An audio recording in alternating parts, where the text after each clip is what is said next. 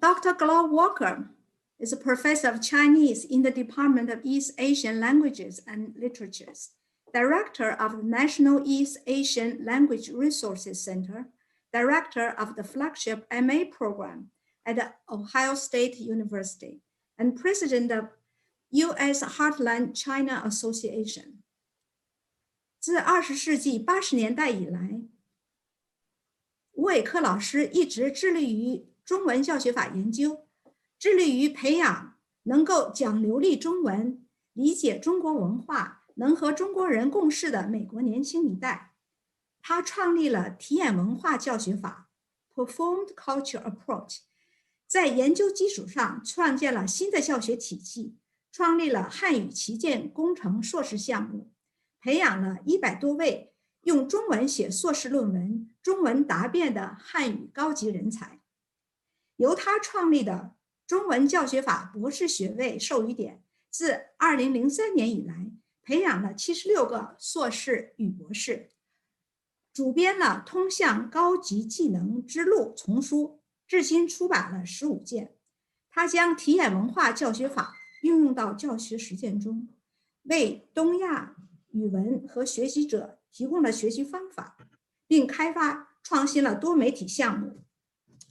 中文在文化中交流和非常中文，幼儿园至小学5年级学生的学中文教材。2003年，他荣获中国教育部颁发给外国人的最高奖项——中国语言文化友谊奖，成为美国乃至英语世界中第一个获奖者。他被全美中文教师学会授予 Wharton Lifetime Achievement Award。2013年元月，在波士顿，美国现代语言学会为他举办了一个专题，授予他外国语系协会 ADFL 专业杰出服务奖。他是该奖项建立以来俄亥俄州外语教师中第一个获奖者，也是全美中文教师中第一个获奖者。吴老师也是我们全美中文学校全美中小学中文教师协会的贵人。2006年，我在第一任 class 理事期间，理事会在俄亥俄州大学开会，会议上吴老师负责给我们培训理事们的领导能力。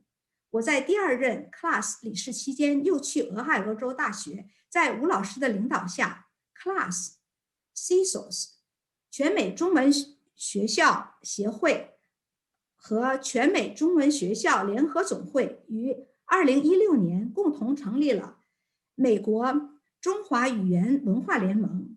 2017年，吴老师荣获 class 颁发的 Wharton Lifetime Achievement Award。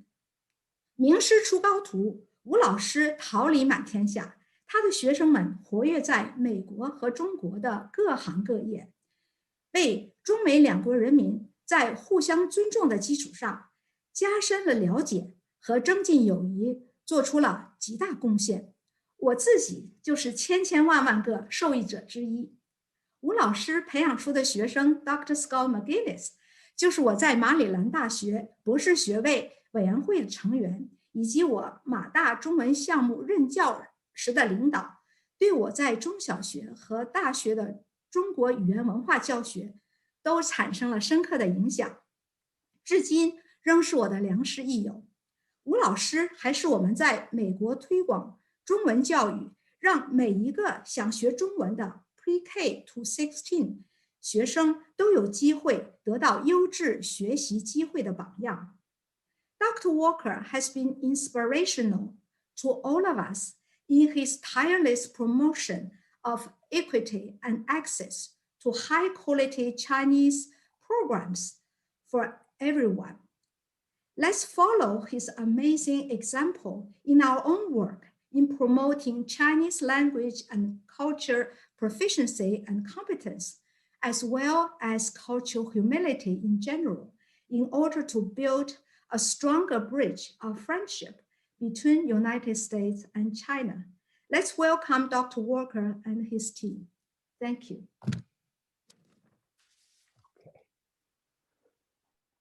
Well, thank you very much. I'm going to try to finish this up in 45 minutes.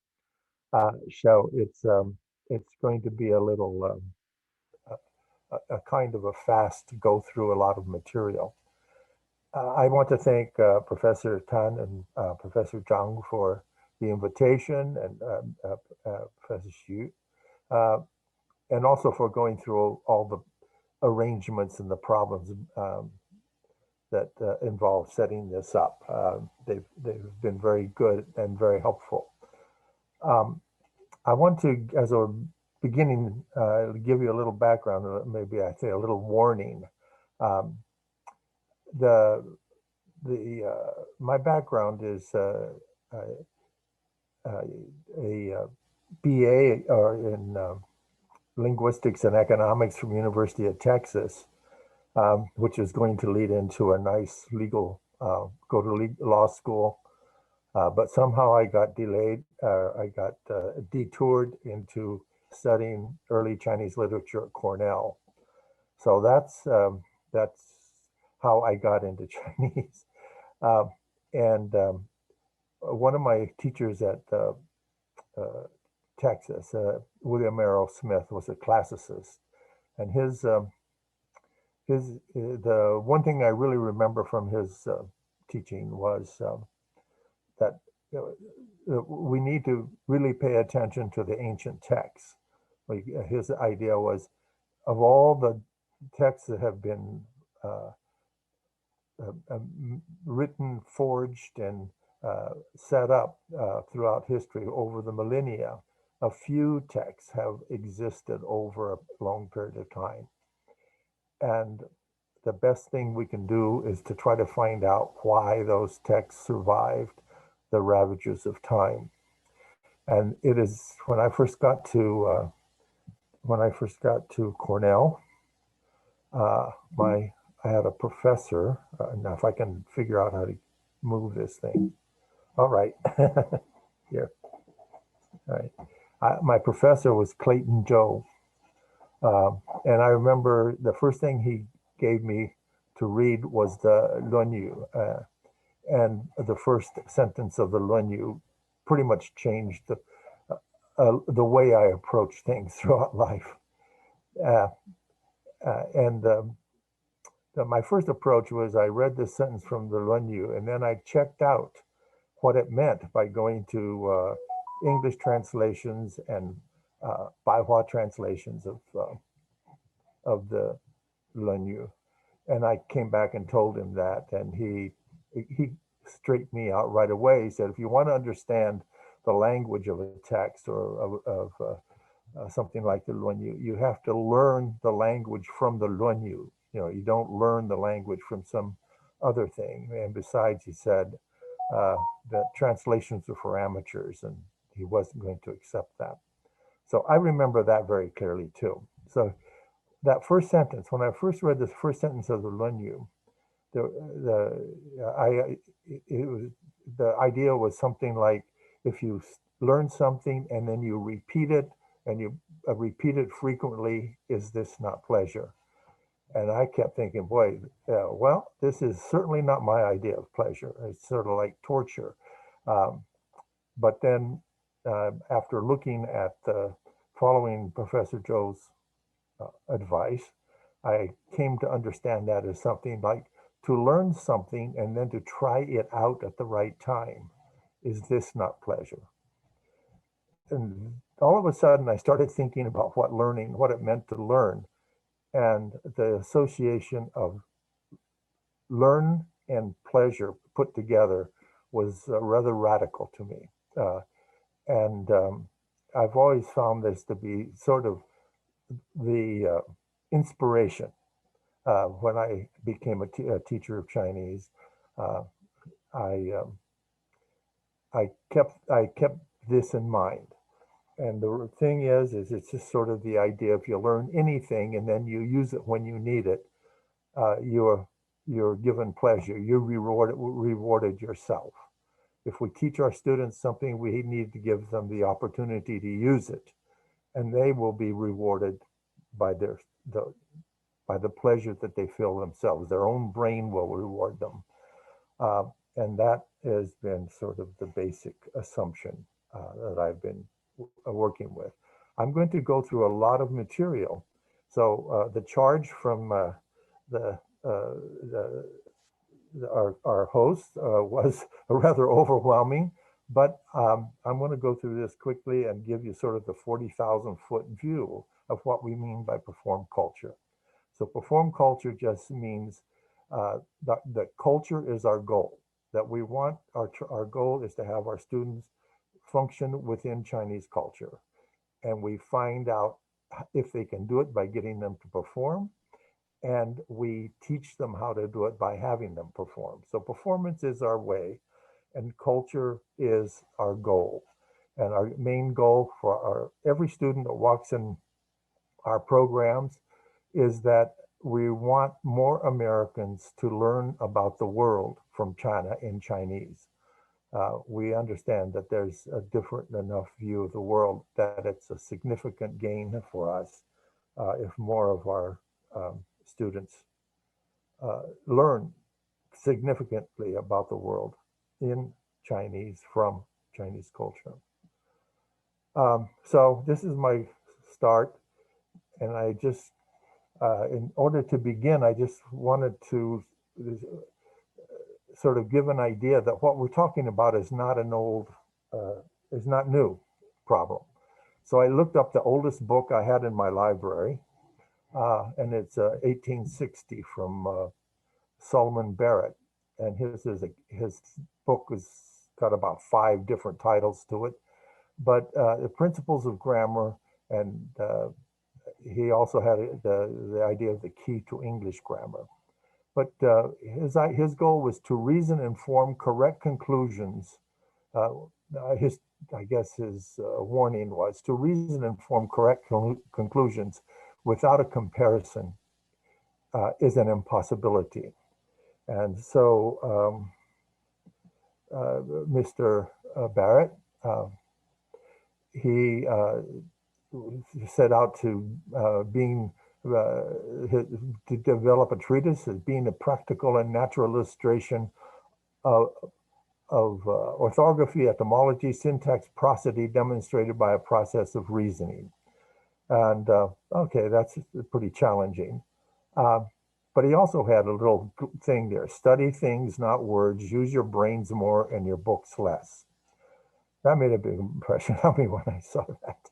And I checked with Mengzi, and Mengzi said, oh, I seemed to agree that that's okay, that's fine. Let me get this. So Barrett is looking at English, and he compares English to Latin, Greek, German, Spanish, and French. That's a big book. That's a real thick book. And I remember when I was learning Chinese, I compared, my comparison was with English. So when I was learning Chinese, all the meaning that we dealt with, everything that we reacted to, basically the meaning was in English. And that was in what we did in class. That was what we did in our tests. And in many places, we still continue to do that. And when I personally started trying to work and operate on that basis, it didn't work too well. So I became a big fan of learning from failure. So even though, for example, today's challenge is pretty big, and we've already built failure into our approach, so I think we can handle that. But when we look at the perform culture approach to Chinese as a foreign language, it treats the culture as a meaning-making process, so that we find meaning in context and in the performance of socialization in Chinese environment. So we try to not put, we look to our students' reaction and response in Chinese as evidence of their understanding and their ability. So our goal is that advanced skills will be determined by the end user, performers, and audiences. So when we talk about advanced, our goals is that we're looking at what people do at the higher levels and how they are received. So a lot of our research is focused on how speakers of Chinese as a foreign language are received and how and what is the basis of the way they're received by an audience in China or in Chinese environments. And we say that the learners acquiring a useful memory of the second culture is the goal of the language program. So everything they're able to do is based upon what memories they have of operating in Chinese culture in this case. And the conversation is the key demonstration of being able to demonstrate knowledge in Chinese culture. And then the other thing that we have to pay attention to is foreign language and culture study has to be more efficient than first language and culture acquisition. So we are always very kind of the idea that we just learn our first language with hardly any problem at all, and it all happens automatically. Jerome Bruner was the first person who started telling us that, hey, children start acquiring their language and culture before they can use the language, before they can communicate with people around them. And I had a relatively late in life an experience with a young daughter, and I realized that young daughter could control me very well before she learned to speak. She understood a lot about the environment that she was in and probably did a better job at it than I did. And then, keep going here. We look at people like Hector Hammerly, who long ago pointed out that it takes a long time to learn your first language. He says, well, 18,000 hours of contact to learn your native language.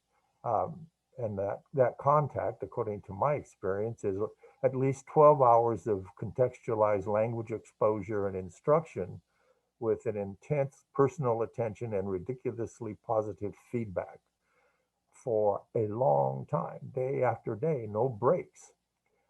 So we can't use the same resource that we have in our first language and teaching or learning our first language. That it's not the same function. We have to have a much more planned and efficient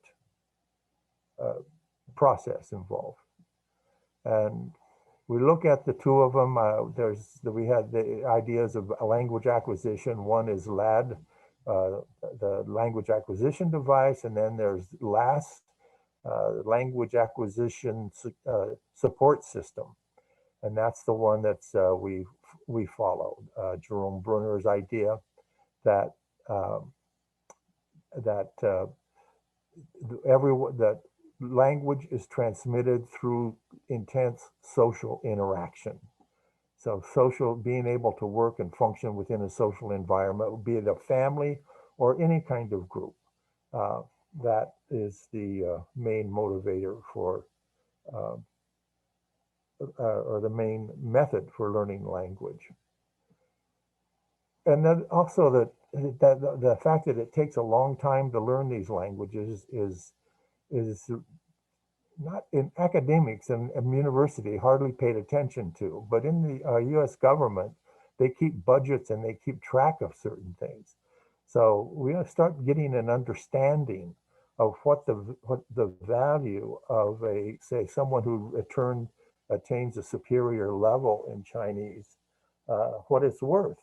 And I was involved with the NSEP project for about 5-6 years, something like that. And during that period of time, according to my notes, the US government was paying about well over $1 million per student who achieved the superior level in a number of languages. The value was demonstrated in the sense that that's how much money these programs meant. The reason I'm saying this is those of you who who developing language ability and capacity through heritage schools, through families that develop and maintain the heritage languages. It's a huge cultural gift, but it's just in the pure economics, it's a big economic gift too. Anyway.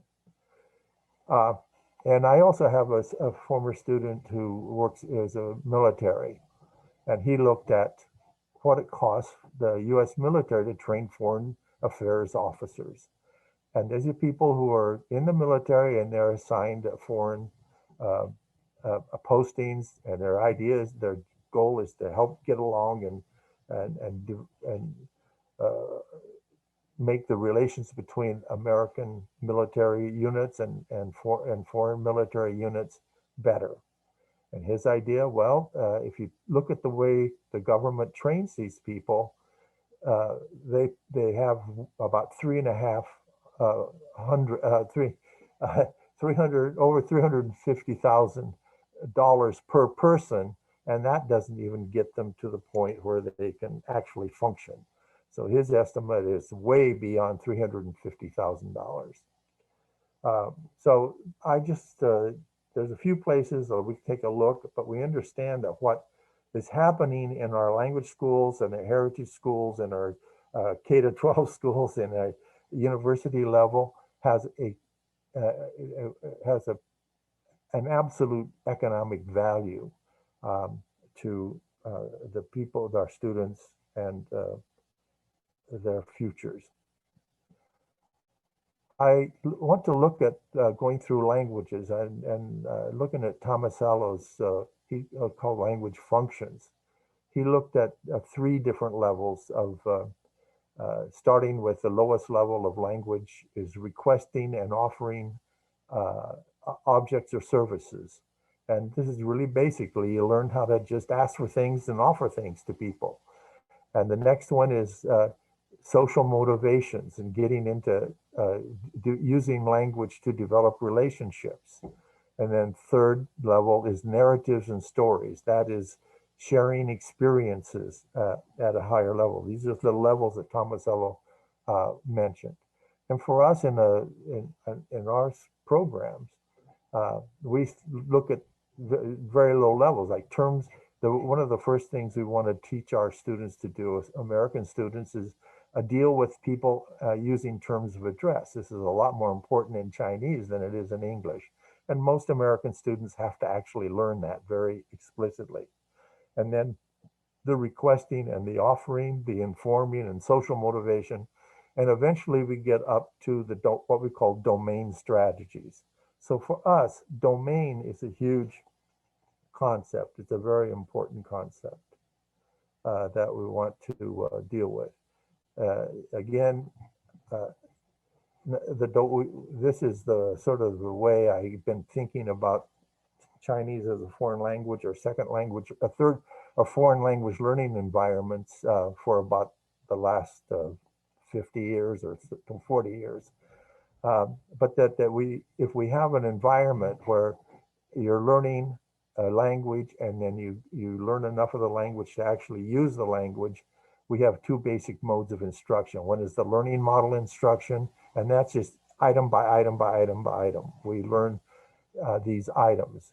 But as the items acquire into a larger, more flexible capacity, we get into what we call acquisition model instruction, which is strategic, using the language to learn more language, and eventually learning the language to learn more about the world.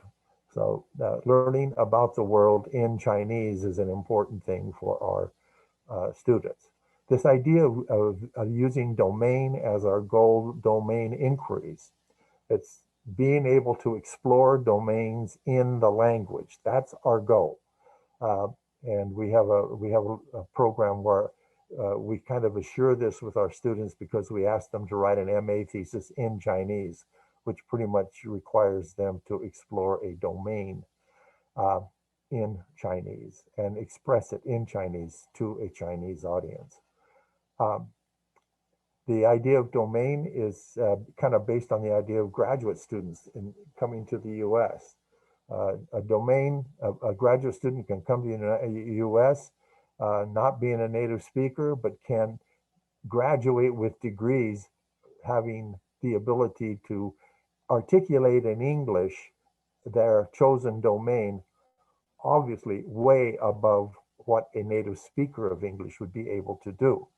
So for us, being able to function in domain becomes a much more important concept than, say, native speaker. A domain thing is it's demonstrable. You can show it, and it's got boundaries that we can explore. Whereas native speakerism is a relatively unusable concept as far as I can say. So the goals of CFL, Chinese as a Foreign Language, we increase Americans' ability to learn more about the world in the context of Chinese language and culture. And we, in the process, recognize the value of expertise in Chinese as a foreign language. I'll talk a little bit about that later. And understand the nature of intercultural communication. We learn a lot by intercultural communication by sending our students to China to do jobs, work in internships, work in Chinese organizations. And that's where the intercultural communication becomes crucial. It means you succeed or don't succeed. And then the final thing that we're really wanting to do is properly resource the field of Chinese as a foreign language. We are totally under-resourced in our life. So we want to maintain, try to find ways to get through that. We looked at different ways in the past of how, say, Chinese is advanced Chinese was described. And we realized that we identified at least 4 areas. One is the missionary, who basically based everything on translations. And World War II was where the government come up with an expert and competent descriptions of people in the language. And then during the Cold War, when I came in, it was really academics. We looked at classics. We had what you might call less formalized definitions of advanced skills. And then the ILR, ACTFL, came in with the idea of proficiency, which they still seems to continue talking about the abilities, measuring and talking about abilities in languages like China. And I keep going to the wrong thing. So I like this idea of expertise. And I think in World War II, when the Americans were learning Chinese, they had a really key oriented, focused reason for doing it. They wanted to work with Chinese in critical situations. And they understood that there was a person who could communicate with people of their same, say, social ranking or educational background. People who could function at that level were expert, and people who could function generally with people across were called competent. So expertise seemed to be the goal of people during World War II, and we got out of that. We got into the ACTFL scale, and we all know that pretty well. We should.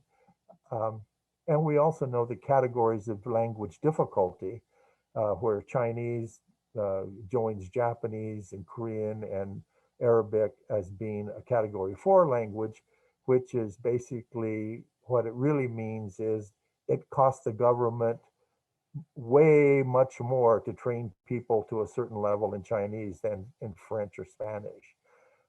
So the categories of language difficulty, in my experience, have been mainly used to apply for money and to talk about how difficult things are, but not really very useful. Mostly these figures were developed by people who wrote budgets.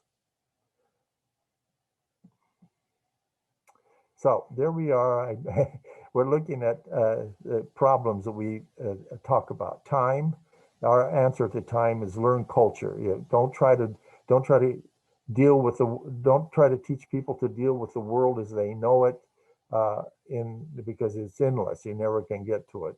But if you focus on what you expect to know and be able to do in order to function in Chinese culture, that restricts our goal. It keeps our functional approach within learning, within some boundaries. And with teaching is a problem, that we think that the answer to teaching is learning. If we focus on what we know and what we can learn about learning, and we focus our teaching to respond to those issues, it becomes more efficient. So for us, that's what performing does. Performing, having our students do the work and perform, is a way of augmenting learning. And we're looking somewhere to get into the technology of this, but probably not today. So there's time. It takes a long time. There was always this Erickson and Malcolm Gladwell had this whole idea that you need to have 10,000 hours of practice in a field to become expert. Well, I don't know. It just means there's a lot. To me, that means there's a lot of time required. And how is that time distributed? Let me go back.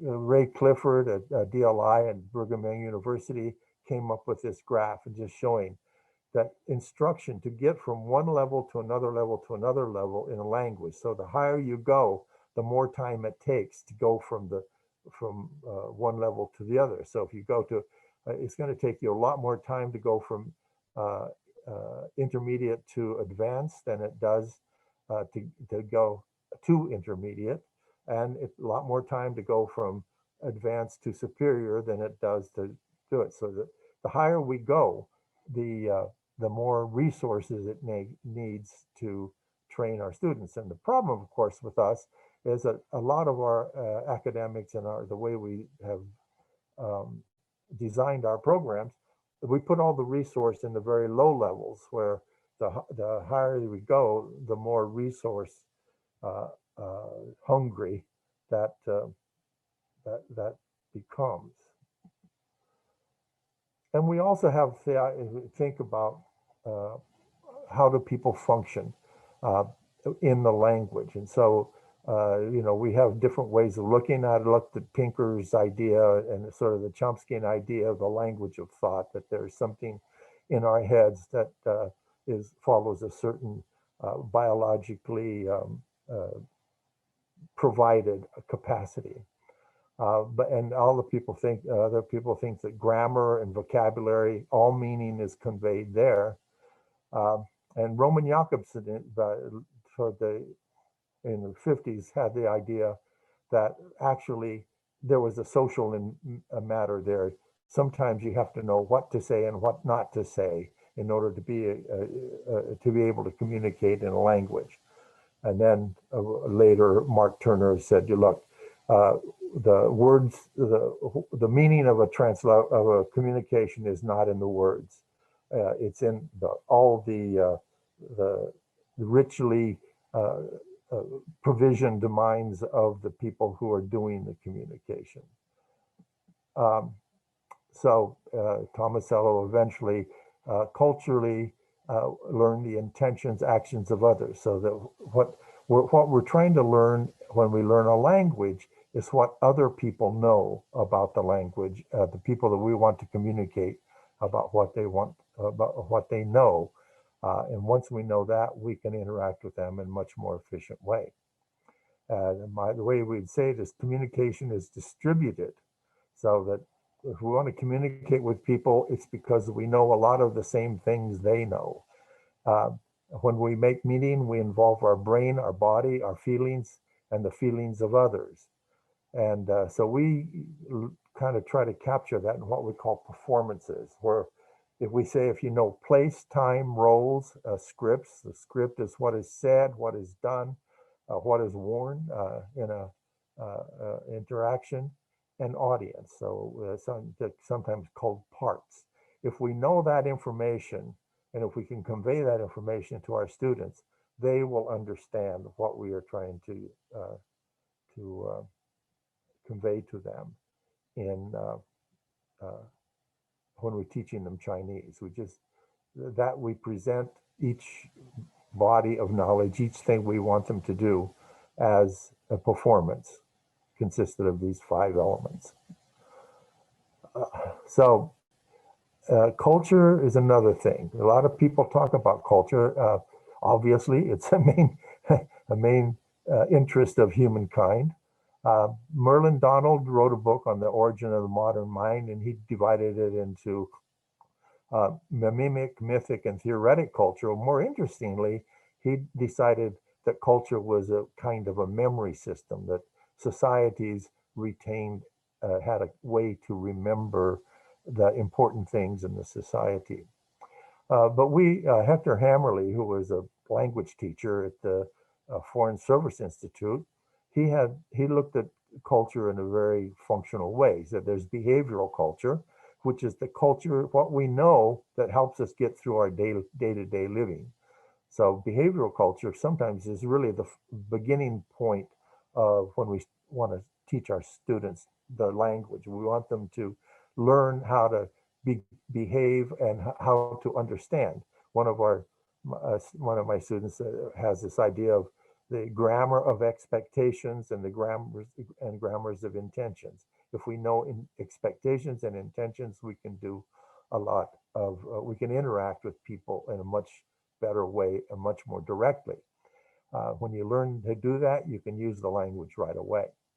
Information culture, it's just that different cultures prize different kinds of information. So, every summer I go to China, I open up the newspapers, and there are stories about Gaokao, about the entrance exams. There's no such information like that. That kind of information is not so prized in the United States. And I was sort of disappointed to realize that in Chinese, when you open the newspaper, there's not any information about baseball. So information culture is just what cultures think is important. And there's the achievement culture. And usually what we usually call achievement culture is what people call culture. That is the hallmarks of a civilization. What makes that civilization great? What is the greatest achievement of that civilization? That's what we can get to. So we start with behavioral culture, and we keep focused on the culture all the way up to achievement culture. But we understand that how Chinese actually understand their own achievements may be different from if we were just to read about them in a history book or something. That the behavioral culture is not totally colors all our understanding of these other cultures. So culture is just the way we talk to it is a very direct way. I don't know how to translate culture into Chinese, or there are many different ways, but our idea of culture is it's just a way to pass on non-genetic information. It's not biological. So we transmit information in our societies through culture. And it doesn't have a biological basis for it. And let's look at. So one of the problems that we want to deal with is we want our students to interact with people. So we have had a lot of experience of sending students to work in China, and we kind of, in my mind, kind of settled on what was successful and what wasn't in their in their experiences working in China, if they were doing internships or had jobs. And we've had students who went and made careers in China, and we had students who go out, do an internship, come back, and spend the rest of their time in the United States. But in working in a place, so a workplace is a great place to gain some idea of what is necessary in order to communicate effectively in a culture. we kind of think that there's that kind of a consciousness. We realize that some of our students are really conscious of that they have to learn that things work differently, say, in a Chinese environment than their own environment. Unfortunately, some students never realize that. And this is where we sort of had the break between successful and non-successful. The students who were conscious of the different way of interacting and looking at the world and talking about the world, those who realized that they had to learn that when they were, say, in a Chinese environment, did much, much better. The ones who failed pretty amazingly, and we have some pretty good examples of absolute failures, but those are people who just basically assumed that everybody thought, acted, did everything the same way. And that's okay unless you're actually working with those people in a serious environment. So thinking about consciousness, I always like to go back to the older books. So my first idea about this came from Thomas Carlyle, which is even older than Solomon Barrett. But he has this idea that healthy know not of their health, but only the sick. So his idea is if things are going well, if things are working fine, we're not conscious of anything. When they start not working so well, we become conscious. And his idea was that to say power, that wherever, in what shape soever, powers of the sort which can be named vital are at work, wherein lies the test of their working right or working wrong. So this is when things don't quite work out the right way, this is where the learning opportunities occur. And it's not learning opportunities, it's actually learning necessities. And necessity is always a better teacher than just, encouragement. So again, this is how we did it. We look at the performance knowledge in the second culture and second language, time, place, role, script, and program. Script program is an important concept in that script can be what is done, what is acted, what is suggested by facial expressions by uniform. That could be part of the script. So you change one of these things, you change a lot of the whole interpretation of an event or a performance. So here's just one example that we use. I don't know. I keep finding my thing. Is if the common concept Trafanla. If I have a question I ask my students sometimes. Trafanla 英文怎么说? And the only thing is they can only answer if they know the situation, right? So, for example, Trafanla can mean you're starting a meal. If somebody's at the kitchen and you hear Trafanla coming from it, you know the meal is beginning. If somebody asks you,干什么? And you say, well, Trafanla, I just responded to what you asked. Trafanla can also mean somebody has attained the ability. A child, maybe a sick person, has attained the ability to eat. So the idea is that the situation that tells us what things mean. We get the meaning from the context, and the language comes in help. It makes it a little bit more efficient. So we say performance is all those different things. But I always say that if you have all those 5 elements, you can describe a game as long as you have an agreed upon scoring system. So that, for example, one of my former students, Eric Shepard, wrote a book called Eat Shandong, where he talks about banqueting in Shandong, and he points out that it's also there's a win or lose element in banqueting. the way he looked at it. And so in a way that what is a performance of a banquet and working and going through a banquet and enjoying the banquet and socializing in the banquet environment, some people gain and some people lose. And in that case, we can think of it as a game. So game is a very interesting idea of thinking of consciousness. The idea of, if you look at basketball or volleyball, for example, you have the same net, you have the same words, like you have a net. So if you put a basketball into the net, you get a point. If you put a volleyball into the net, you lose a point, or you at least don't gain a point.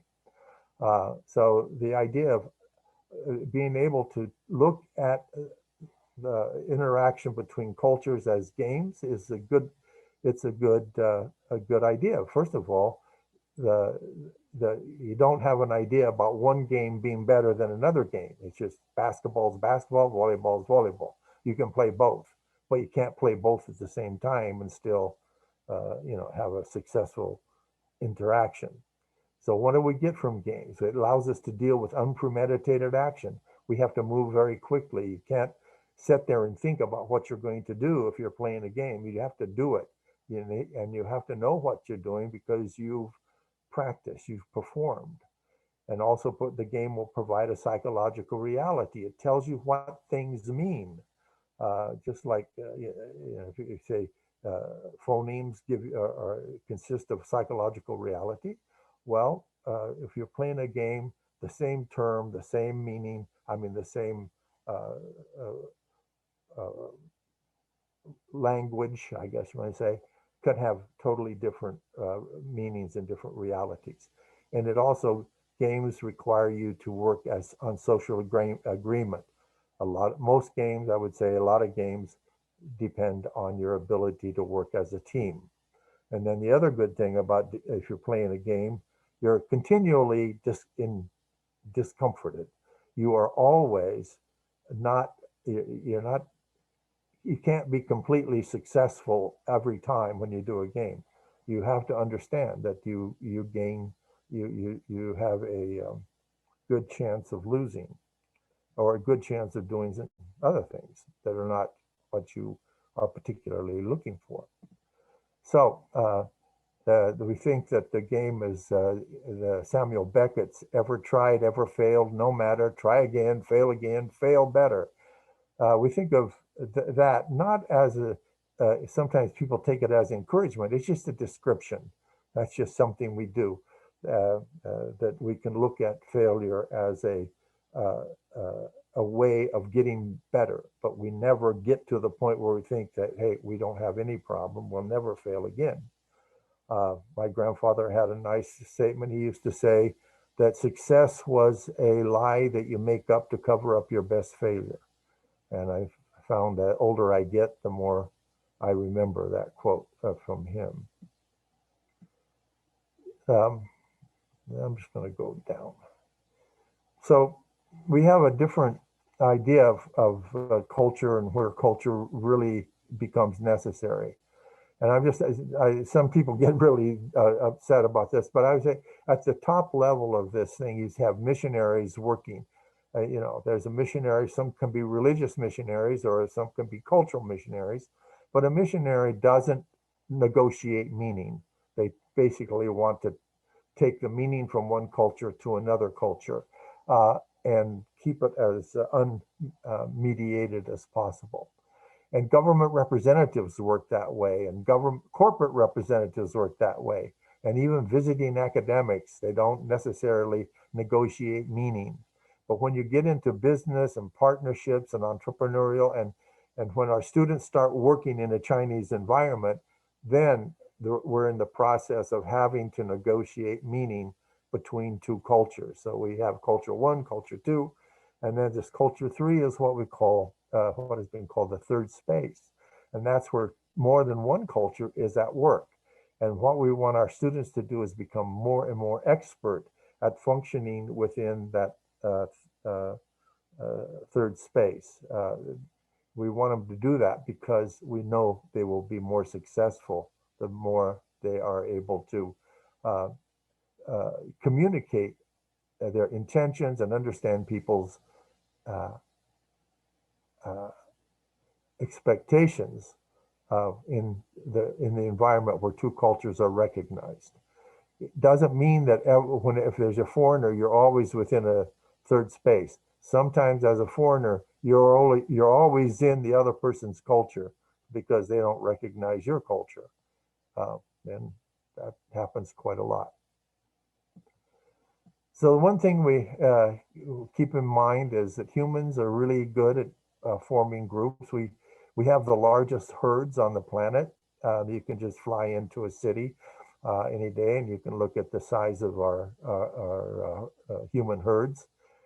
We identify with groups. We sometimes directly identify. I do that a lot sometimes. We alter our behavior for groups. We behave differently in different groups, and we can sustain contradictory behaviors between groups. We don't insist that one group, like the chess club, acts like the rugby club. We understand that that's not a reasonable expectation, and that we can communicate in more than one language or one culture. That we can function differently in different cultures without risking any totally. Okay, I'm running out of time. So the one thing we wanted to keep in mind is that if we want to do things like conversation, it's co-constructed, we have to be able to function on a very fast level. So N.J. Enfield has explained to us very much about how the conversation is something that occurs, how we talk depends on each other. So I'm just going to go, I'm going to move down past things. Just go to look at some things about teaching. Okay. Well, one thing is that we say that culture allows you to become yourself. So culture provides context, context provides meaning, meaning provides intentions. And if you understand the intentions of a person, you know them as individuals. And that is that's what we want to do. We want to be able to recognize individuals and function as an individual in the other culture.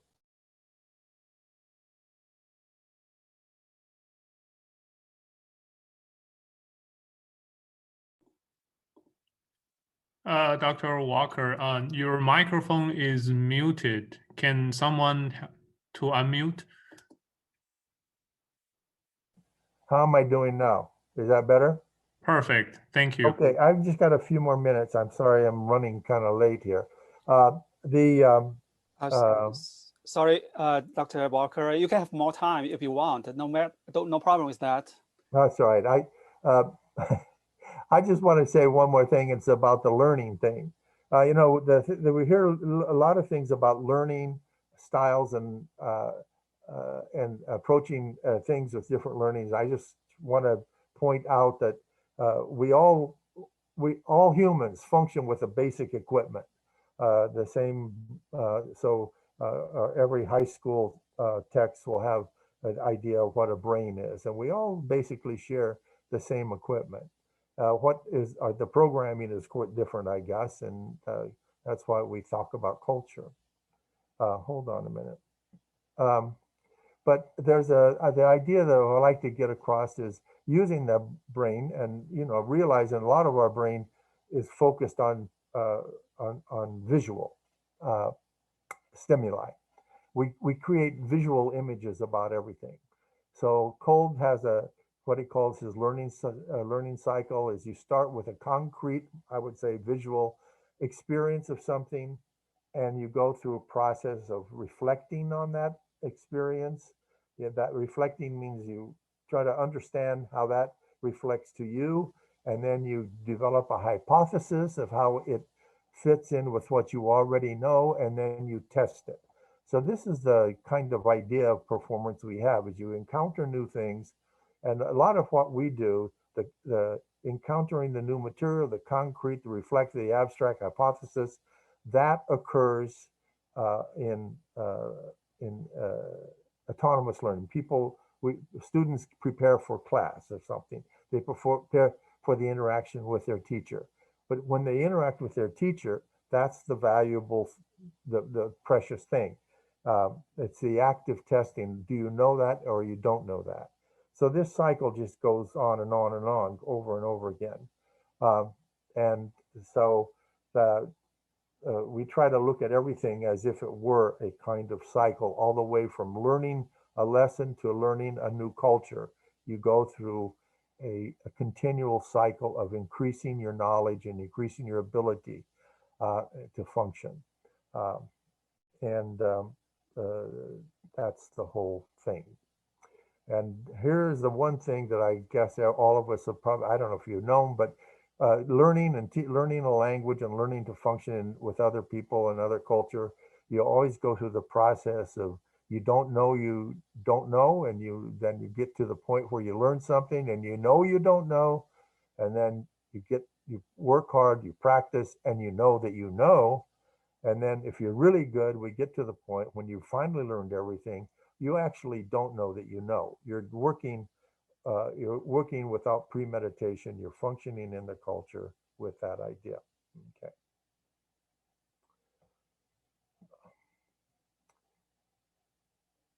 So I just want to also just conclude with the final thing. This is I gave a real broad thing, and there's a lot about teaching that goes on, but that takes a semester to figure out how to construct the learning environment for as we go through. But we started off with the Luan Yu. I always think that if we end up with the chapter 17 of the Tao Te Ching, it explains language learning and language programs great. And the idea is that if the student, all language learning occurs within the student's own brain. The teacher cannot place it there. The teacher can give them the opportunity to give our students the opportunities, and they learn it. When they learn it themselves.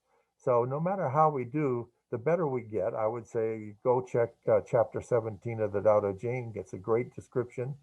The better our programs are, the more invisible the teacher is. If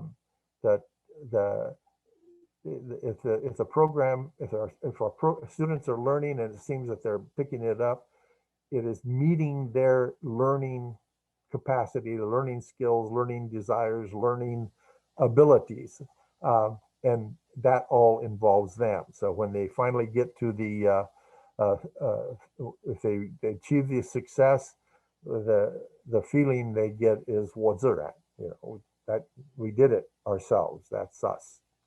So there we are. And I'm just saying, technology is the final frontier. This is where we know a lot about, we've learned a lot about teaching, but we still do not do really well at putting this and using technology at its best. So my goal in life is that the Chinese language field develops a big online technology resource that all language schools, all kinds of programs, heritage, non-heritage, lower level, higher level, can draw upon. But that will take a lot of resource. So I'm very willing to start the conversation, and there's my email and my colleague's email, Dr. Li Mingru. We are at the National East Asian Language Resource Center, and this is the kind of thing that we are always interested in dealing with and improving on. And I think there'll be references here, and you can use those references. I think this PowerPoint will be preserved, and if anybody wants to get to it, it should be part of the thing. Besides, the whole thing is being recorded, so you can listen to it again if you so desire. Sorry, thank you very much. I appreciate this opportunity to go through. I feel like I've gone through about a year of work in terms of teaching classes and things like that in a short period of time. Thank you.